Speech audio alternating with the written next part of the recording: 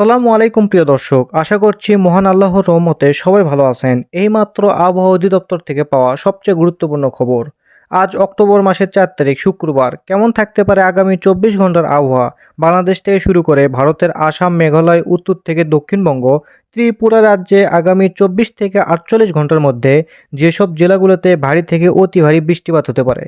এছাড়াও চলমান একটি সার্কুলেশন তৈরি হয়েছে। এর ফলে যে বৃষ্টিপাত চলছে সেই বৃষ্টিপাত কতদিন পর্যন্ত চলমান থাকতে পারে বাংলাদেশের ওপরে এবং দক্ষিণবঙ্গ কবে ভারী বৃষ্টিপাতের সম্ভাবনা রয়েছে। এছাড়াও বঙ্গোপসাগরে 3 নম্বর স্থানীয় সতর্ক সংকেত জারি করা হয়েছে।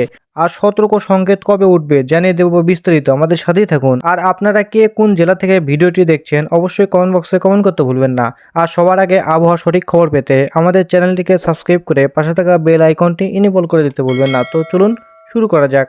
আগামী 24 থেকে 48 ঘন্টার মধ্যে ময়মনসিংহ, ত্রিশাল, ফুলপুর, নেত্রকোনা, নালতিবাড়ি, জামালপুর, কিশোরগঞ্জ, কুটিয়াদি, কাপাসিয়া, ঢাকা, মুন্সিগঞ্জ, নারায়ণগঞ্জ, নরসিংদী, ডেমরা, দোহার এই অঞ্চলের বেশ কয়েকটি জেলায় প্রায় 100 থেকে 120 মিলিমিটার পর্যন্ত ভারী বৃষ্টিপাত হতে পারে।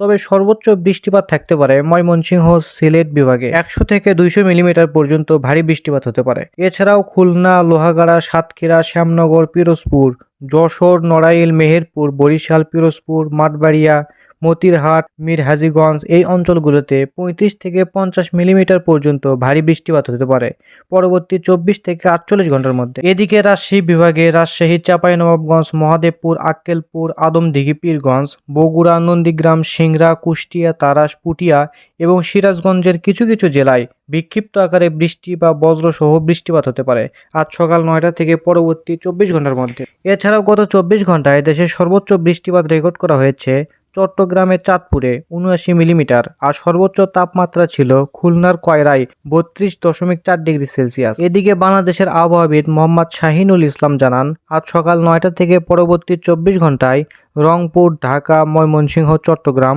ও সিলেট বিভাগের অধিকাংশ জায়গায় এবং রাজশাহী, খুলনা ও বরিশাল বিভাগের অনেক জায়গায় অস্থায়ীভাবে দমকা হাওয়া সহ হালকা থেকে মাঝারি ধরনের বৃষ্টি অথবা বজ্রসহ বৃষ্টি হতে পারে।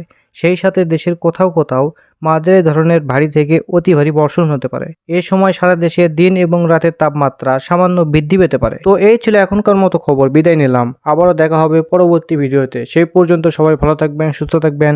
আল্লাহ হাফেজ।